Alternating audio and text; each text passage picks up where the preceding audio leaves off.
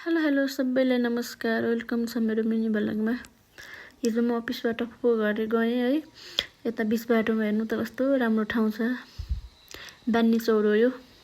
यता केटाकेटीहरू पनि भलिबल खेलिरहेछन् अनि मैले यताउतिको ठाउँ देखाएँ है।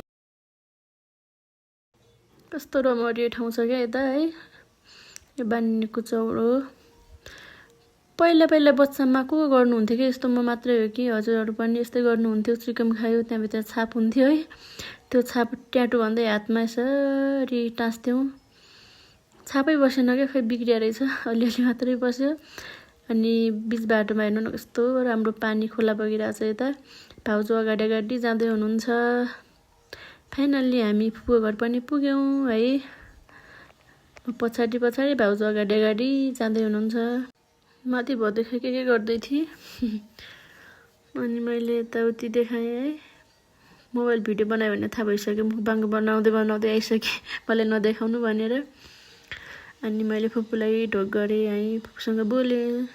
फुपूले चामल भिजाउनु भएको थियो कि आज सेल खाने भनेर। अनि हामी चाहिँ चामल कुट्न लाग्यौँ है। भदै भाउजू चामल कुट्दै हुनुहुन्छ, म यता पिठो चाल्दैछु।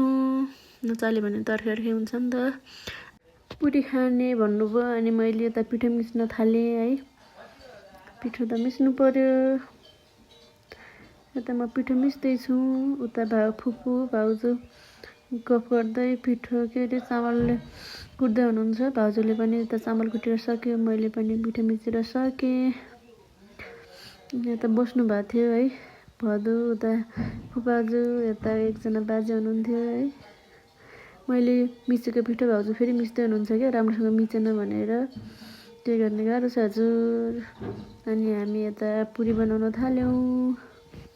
म बेल्ने भाउजू पकाउने भइरहेको थियो। यता भदै फुपूहरू यता बसिराख्नु भएको थियो है, गफ गर्दै, तर देखाउन पाइनँ भिडियोमा चाहिँ मैले। अनि सेल बनाउनु पर्यो भनेर म यता पिठो बनाउँदैछु है। चामलको पिठो पनि रेडी भयो सब मिलाएर। अनि सेल त पकाउनु परिहाल्यो। एउटा सेल मैले पकाएँ अनि अरू सेल चाहिँ भाउजूले पकाउनु भयो। कस्तो राम्रो भएको थियो सेलहरू। खानालाई मिठो थियो, त्यस्तो राम्रो त भएको थिएन।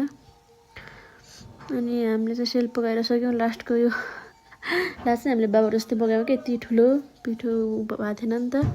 अनि हामी खानालाई चाहिँ सबैजना बस्यौँ है, खाना चाहिँ लाग्यौँ। कस्तो राम्रो भएको थियो। यता दही तरकारी मिठो थियो खाना।